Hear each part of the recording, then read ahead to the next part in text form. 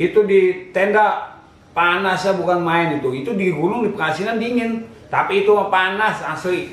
Jadi dalam tenda panas, keluar tenda Dingin. Itu mah tenda panas dan tenda sama dia konsultasi dan dia ngadu batin ilmu itu tenda goyang udah benar-benar kayak dikocok gitu. Gua berenam ini udah istighfar, udah baca syahadat, goyang nggak berhenti goyang sampai naik mau dibalikin, jujur emang mau dibalikin, jatuh lagi. Itu di atas tenda mungkin kalau ada yang lihat bang kayak gue nggak ngerti ya.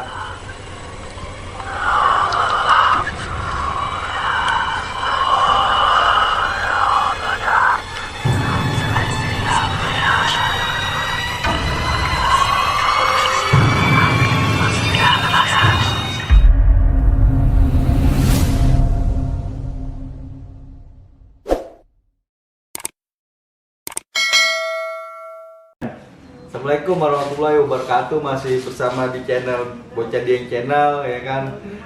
Sekarang gue lagi ada di rumahnya Bang Dewo nih ya kan. Gue datengin, telusurin, gue pengen ngulik cerita perjalanannya dia di semasa dia naik gunung ya kan.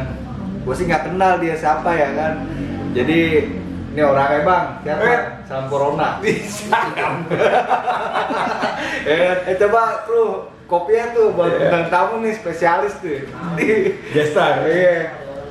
Iya guys, jadi gue pengen gue kulik ya kan. Kopi dulu. Aduh nggak ada mejanya lagi.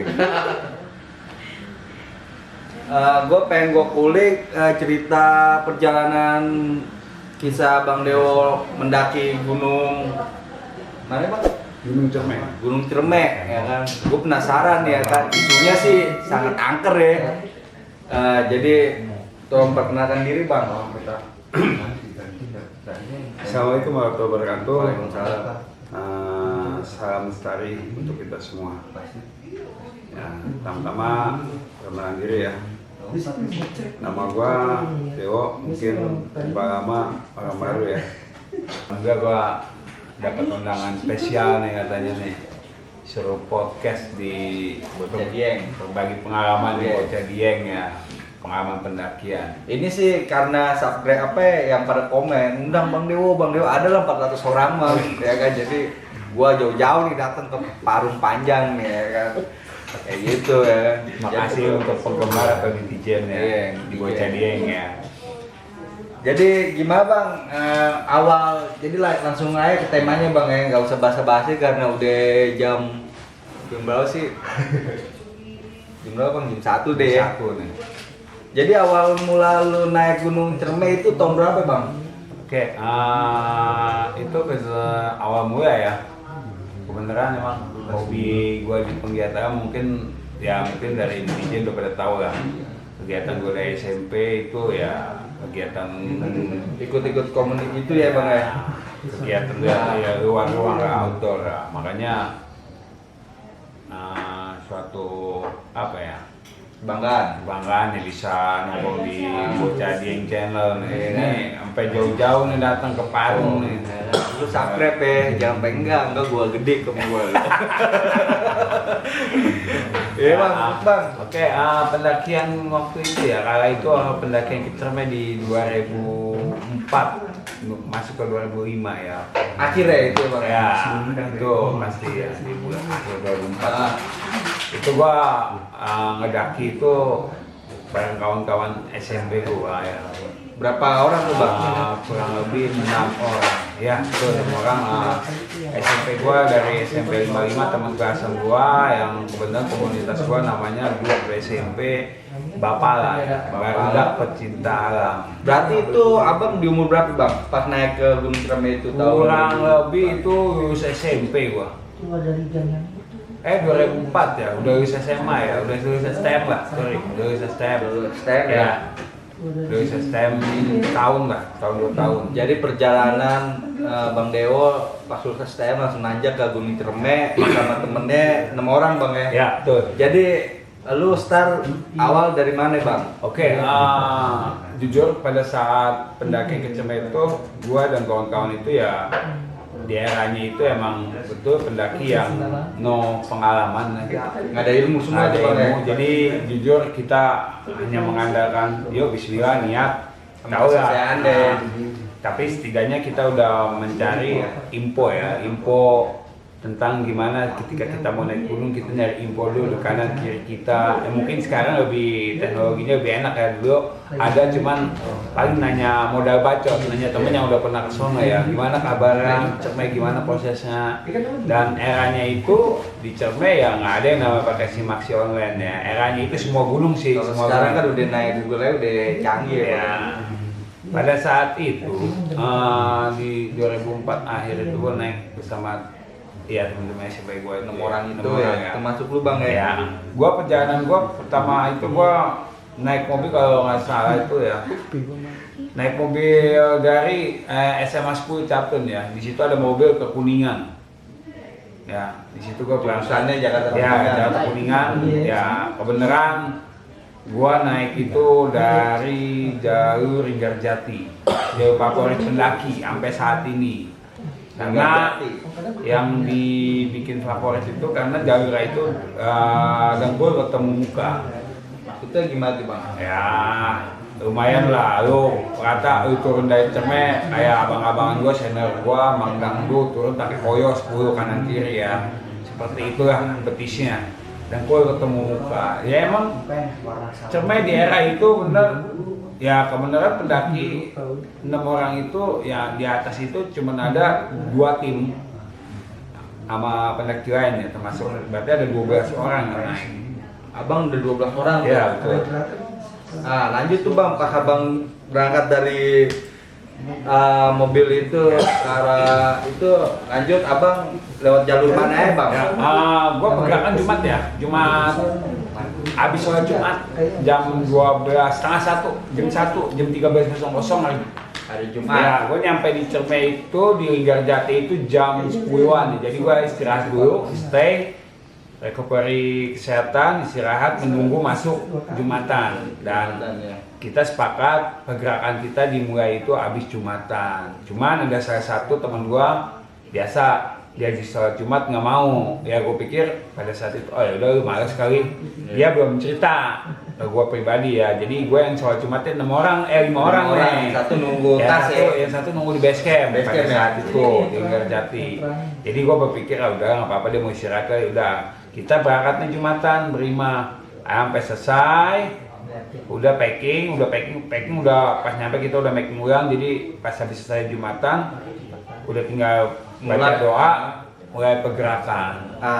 Jadi di situ Abang pendaki itu Mas di zaman itu dari tim Abang sendiri apa ada pendaki lain Bang? Ya. Barengan apa gimana? Pada saat pergerakan jam 13.00 itu dari Jumat, kita hanya 6 orang yang naik pada hari itu. Tim Abang doang tuh? Ya, di atas di jalur nggak ada orang. Oh udah ada orang Ya. ya. Dari bawah itu Abang doang tuh ya? Di bawah pada saat pergerakan saya awal itu hanya tim saya dari Jakarta. Ya, saya lihat di buku data pendaki ada pendaki di atas sudah, mungkin udah ketemu di tengah jalan ya.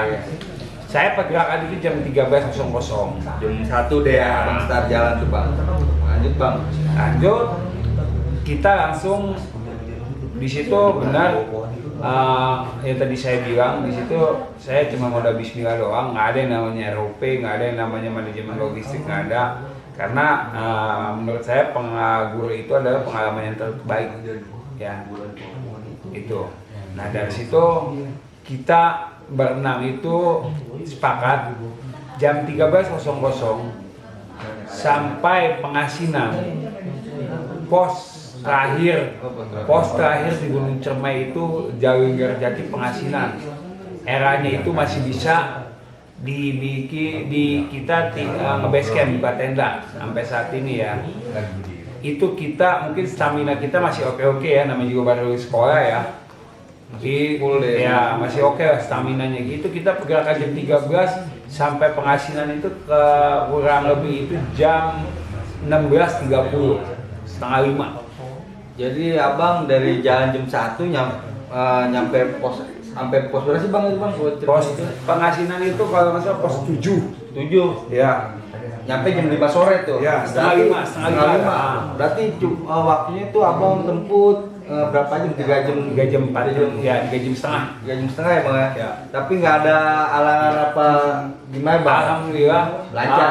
pada saat itu halangan kagak ada, kita sampai pengasinan dan setengah 5 sore itu kita di pengasinan itu udah ada tenda di samping saya. Jadi saya buka tenda itu di pengasinan, pos kahir ya, Cermai di Garzati. Dan hari itu pun saya langsung naik ke puncak. Tanpa buka tenda? Iya, jadi kita sepakat hari itu langsung kita naikin ke puncak. Tembusin aja nih ya? Saya tamu karena dari pengasinan ke puncak itu kurang lebih cuma 20 menit. Puncaknya udah kelihatan. Jadi tanggung ya bang? Tanggung. Jadi pikiran kita dihabisin hari itu, jadi selesai puncak kita istirahat, minggunya balik. Jadi pas abang udah sampai atas itu ketemu dengan pendaki-pendaki yang udah duluan tuh yang sebelum itu. Kira-kira rame bang, berapa banyak? Di atas itu di pengasinan ada 3 ya. 2 udah standby di buka tenda. Kita baru nyampe. Nah, ternyata musibah itu datang pada saat kita mau mau turun dari puncak ke pengasinan. Di situ kita udah mulai nih.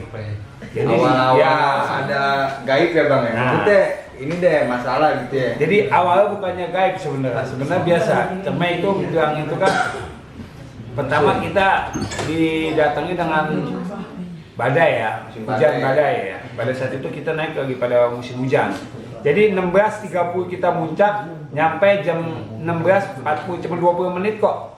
Kurang lebih jam 5 kurang 10 menit ya, jam 17 kurang 10 menit kita nyampe ke puncak. Di situ titik awal kita yang namanya kena musibah. Dari 6 orang itu yang standby di tenda 1.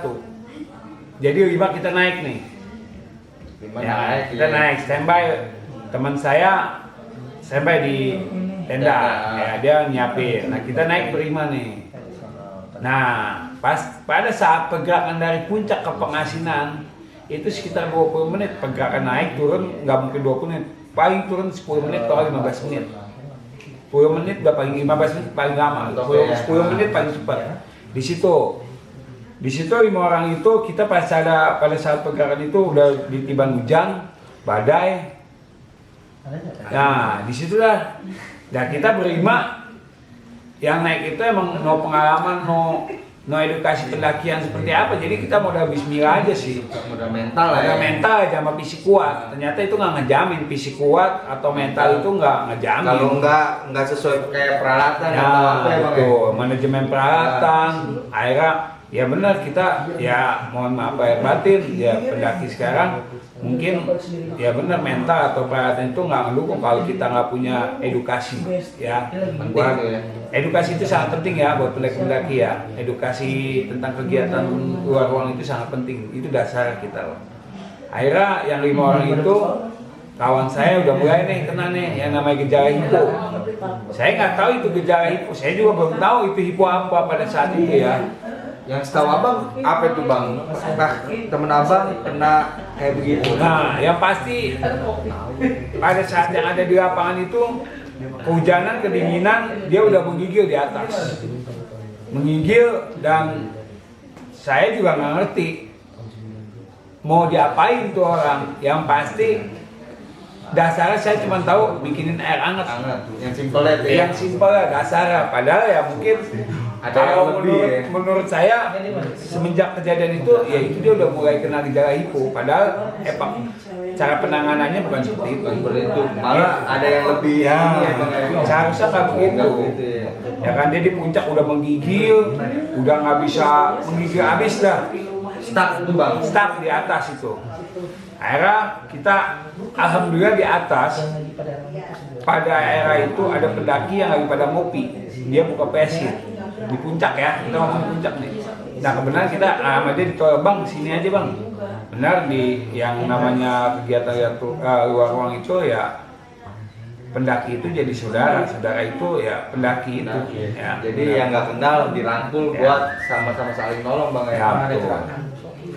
Daerah teman saya itu ditolong sama dia, dia bikin pesit ya, pesit darurat. Akhirnya masuk, kita berlima ke situ, kita bikin air hangat bareng sama dia. Nah, kita evakuasi teman saya yang itu, yang menggigil, yang udah mulai kena gejala hipo ya.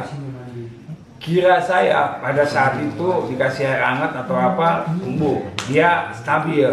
Emang ada progres ketika minum air hangat tawar itu masuk, dia bisa itu 5 menit awal dia oh ya udah oke, normal turun. Ternyata malapetaka itu terus nih ngikutin tuh ya sampai besok pagi nih, ya kan? itu abang masih di puncak tuh. Itu di puncak. Temen abang yang saat itu masih di tenda. Dia emang dia persiapan. Dia menentukan udah gua nggak ikut ke puncak, nanti gua udah set di tenda. Udah aman. Akhirnya gua turun berlima nih ya. Berlima dari temen gua yang kena gejala hipo turun nih. Masuk sambil teriak-teriak. Woi, bikinin air dong, bikinin air nih. Ada yang gue kena nih. Ya kan? Ternyata yang di dalam tenda itu temen gua lagi nolongin tenda sebelah. Yang kena juga Dengan gejala yang sama, kedinginan juga. Itu lebih parah lagi dari hipo. Itu kayak flu tulang. flu tulang itu kayak gimana tuh bang? Jadi dia apa ya, flu tulang itu ya? Tulang itu nggak kuat dingin. Oh. Jadi linu, tulang pada linu Nggak jadi bisa gerak ya, nggak dia? bisa bergerak. Itu benar-benar Kayak nggak bisa lumpuh bergerak. gitu, Bang, ya? Betul. Akhirnya sama temen gue yang satu ini nih, dia dimasukin ke tenda sama dia lagi nolongin. Jadi benar ya, hukum alam di kegiatan luar itu berlaku. Ya. Gue di puncak ditolong sama orang, teman gue di tenda nolongin orang. Ya kan, seia sekata. Makanya ada yang bilang ya pendaki, temennya adalah pendaki, penolongnya adalah pendaki, bukan siapa-siapa lagi. Bukan. Nah, lanjut nih bang. Nah, Terus pas abang nggak tahu kalau temen abang itu di tenda nolongin yang orang lain di samping tenda temen abang. betul. Akhirnya gue sempat marah. Lu ngapain nolongin dia? Temen kita juga sama. Akhirnya dia ngomong, dia juga sama. Oh, dia juga kena. Akhirnya bareng nih. Tenda itu udah masuk. Nah, gue masuk berlima nih. Jadi di tenda itu ada tujuh, berdelapan. Yang 2 orang itu ya temennya yang satu, yang kena satu. Jadi total gue 5, 6, 2. Jadi di dalam tenda itu ada 2 korban. Satu pendaki lain, satu teman gue nih, satu tim. Iya. Ya kan? Akhirnya di situ Digabungin deh. gabung dengan tenda yang di zaman eranya itu ya, tenda 5 dibuat 8 lah. Bisa jadi 18 bang ya. Bisa jadi buat itu. muatin tuh. Buat muatin aja apapun kalau di daerah tuh buat muatin aja dah. Mas Samu Pengalaman pribadi kayaknya dia nih. Terus bang, ya kan, akhirnya di situ ilmu yang gua dapat adalah pada saat itu belum sampai cerita sampai malam ke pagi nih ya baru. Itu masih jam berapa tuh bang? Itu kurang lebih jam 17.30 Sebelum maghrib deh ya. Ya, itu badai membadai dah. Wah, itu nggak badai berlalu. Gua kagak. Badai pasti berlalu kayak dari CTI. Iya, ya, baju t-shirt. Lanjut bang. Menjelang 17.30 itu keadaan di tenda itu benar-benar kacau. Udah mati kacau. Satu sisi teman gue ini udah hiponya udah mulai akut nih. Apa yang gue lakukan? Gue melakukan dengan cara apa yang gue bisa. Padahal pada saat itu gue belum tahu Semuanya rada nggak ada yang tahu ilmunya. belum tahu dasar penanganan hipo. Akhirnya gue inisiatif ngebuka tas carrier yang ukuran 60 liter, ya kan.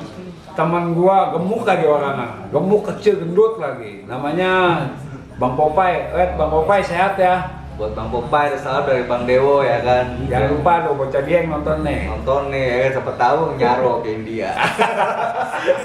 Yang kebanyakan makan bayam Bang Popeye. Ya lanjut ya. Akhirnya gue inisiatif ngebuka tas carrier yang ukuran 60 liter. Udah dia hampir semuanya yang 5 orang ini nih, yang temen-temen gue nya nge-sapin diri dia dulu. Semua ganti pakaian, itu dalam keadaan basah ya. Ganti pakaian semuanya, udah save semua pakai jaket. Nah dia tetap nih menggigil nih.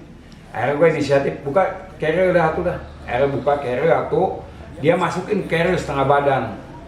Jadi pala doang tuh. Ya, jadi dia masuknya segini, selimutnya udah pakai SB, pakai carrier, Double deh dia. double.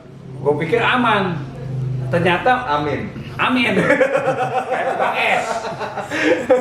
Terus masih lanjut tuh bang. Ternyata lanjut. Menggigilnya makin parah. Ya kan?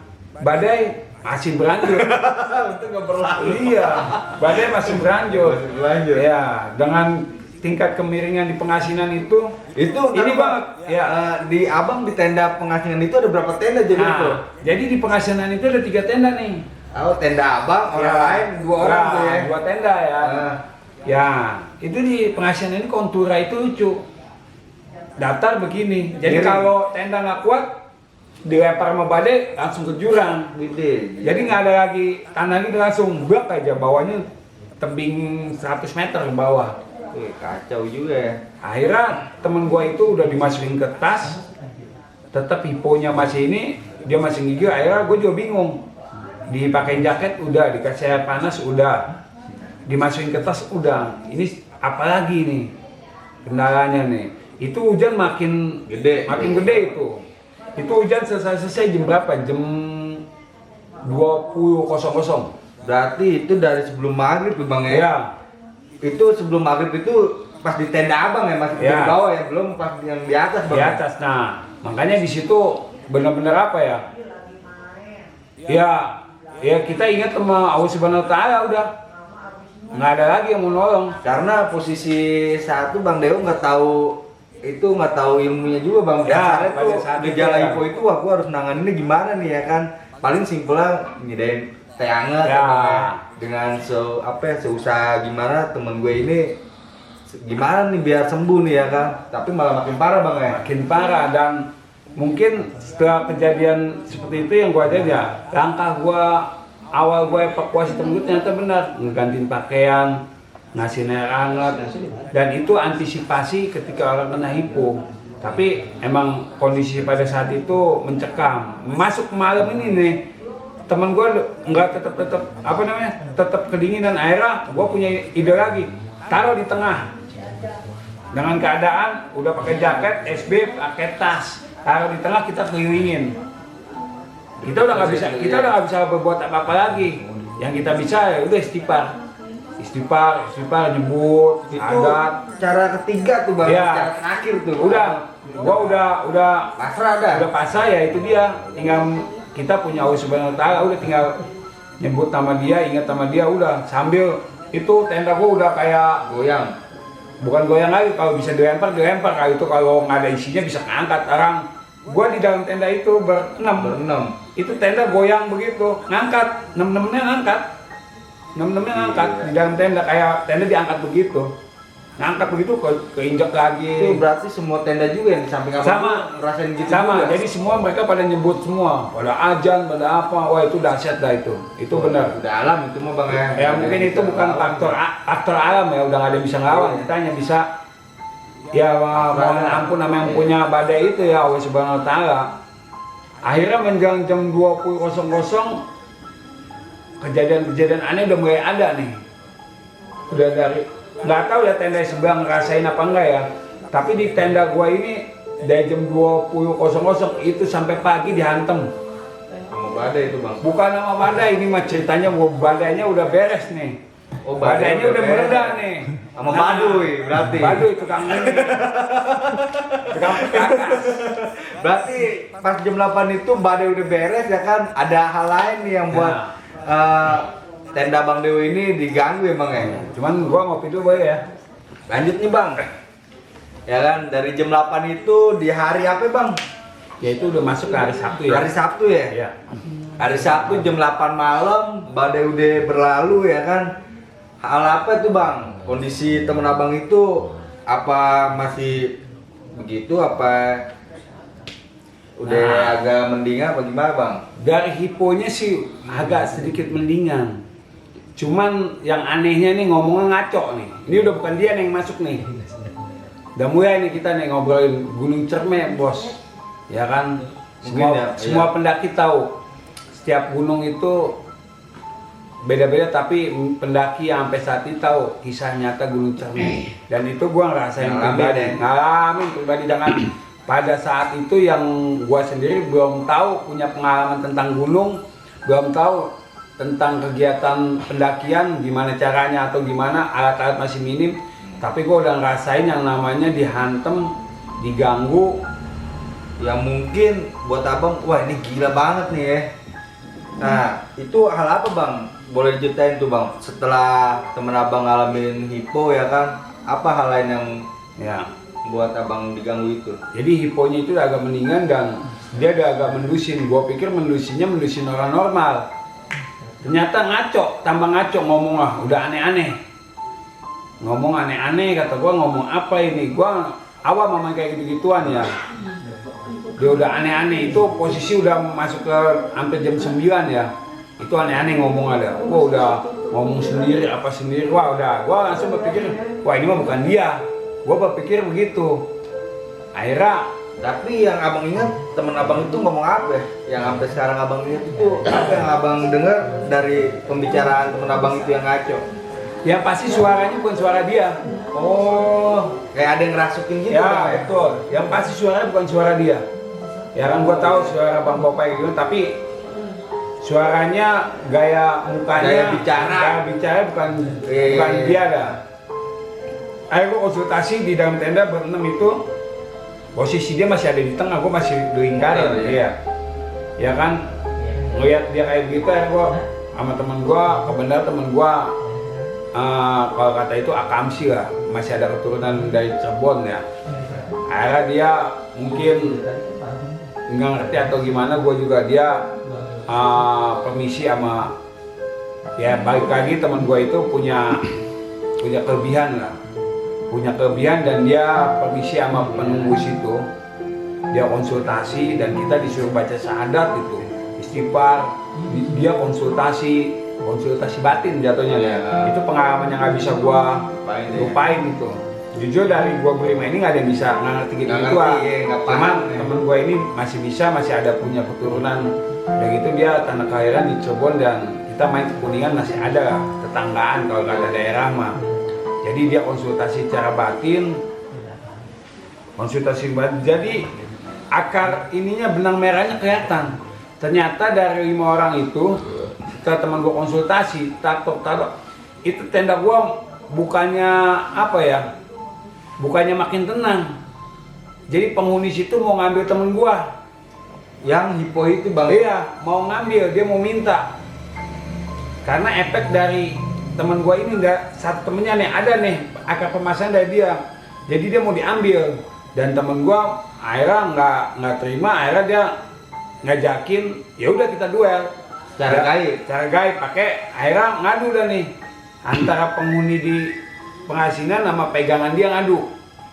Secara lahir dia sama-sama punya garis keturunan Jawa Iya. Barat, ngadu. Itu di tenda panasnya bukan main itu di gunung di pengasinan dingin, tapi itu mah panas asli. Jadi dalam tenda yang panas, keluar tenda Dingin. Itu mah tenda panas dan tenda sama dia konsultasi dan dia ngadu batin ilmu, itu tenda goyang udah benar-benar kayak dikocok gitu. Gua berenam ini udah istighfar, udah baca syahadat, goyang nggak berhenti goyang sampai naik, mau dibalikin, jujur emang mau dibalikin, jatuh lagi. Itu di atas tenda mungkin kalau ada yang lihat bang kayak gue nggak ngerti ya. Wih, kacau juga ya. Akhirnya teman gue cerita ada apaan, ternyata dari teman gue yang berlima nih, yang hipo udah, yang satu nih ternyata, ya mohon maaf jangan diikutin buat pendaki-pendaki lain. Teman gue ini mungkin habis jinah di Jakarta, belum mandi wajib, pantesan dibawa sholat Jumat dia kagak mau. Oh. Jadi poinnya dia naik ke Gunung Ciremai itu dalam nggak keadaan bersih ya? kotor. Kotor ya. Di situ titik awal masalahnya ternyata di situ.